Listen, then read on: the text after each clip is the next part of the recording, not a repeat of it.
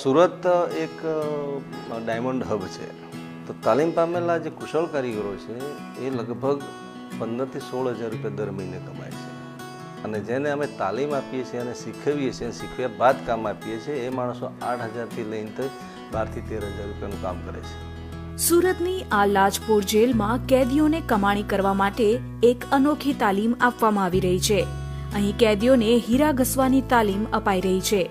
કેદીઓ અહીં હીરા ઘસીને જેલમાંથી જ હજારો રૂપિયા કમાય છે. હું તો 50 વર્ષથી ડાયમંડનું બહાર કરતો જ હતો અને આ સજા આવી.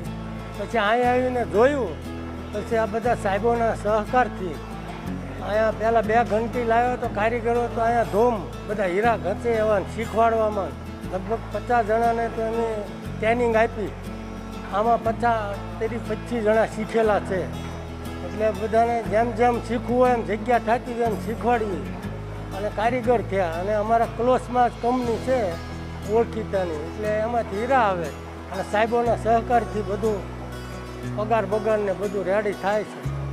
કેદીઓને જેલમાંથી જ તાલીમ આપીને રોજગારી માટે તૈયાર કરવામાં આવે છે, જેથી સજા કાપ્યા બાદ બહાર જઈને પણ તેઓ રોજગારી મેળવી શકે. કેદીઓ જેલમાં જે કમાણી કરે છે તેનાથી તેમના પરિવારનું ગુજરાન ચલાવવામાં મદદ મળે છે. એટલે કે કેદીઓને આ કામ કરી જે આવક થાય છે તે તેમના પરિવારને પહોંચાડવામાં આવે છે.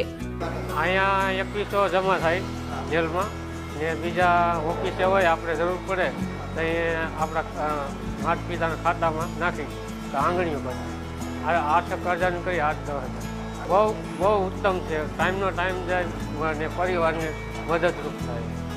સુરતની આ જેલમાં કેદીઓને હીરા ઘસવાની તાલીમ આપવાનું કામ 2 વર્ષ પહેલા શરૂ કરવામાં આવ્યું હતું, જેનો ઉદ્દેશ હતો કે કેદીઓને જેલમાંથી જ નવા કામની તાલીમ મળી શકે.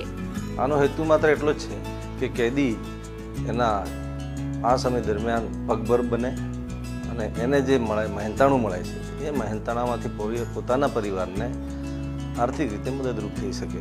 અને એના માટે અમારી જેલ ખાતે ઘણી બધી આવી પ્રવૃત્તિઓ ચાલે છે, જેમાં સીવણ છે, ડાયમંડ પોલિશ છે, સુથારી કામ છે, ટેક્સટાઇલનું કામ છે. હાલમાં મારી પાસે જે છે કેદીઓ હીરામાં, એ 45 કેદી છે જે હીરાનું કામ કરી રહ્યા છે. અને લગભગ 50 થી 60 કેદીઓ જે અહીંથી છૂટીને પરત ગયા છે, તેઓ પણ અગાઉ આ કામ કરી ચૂક્યા છે.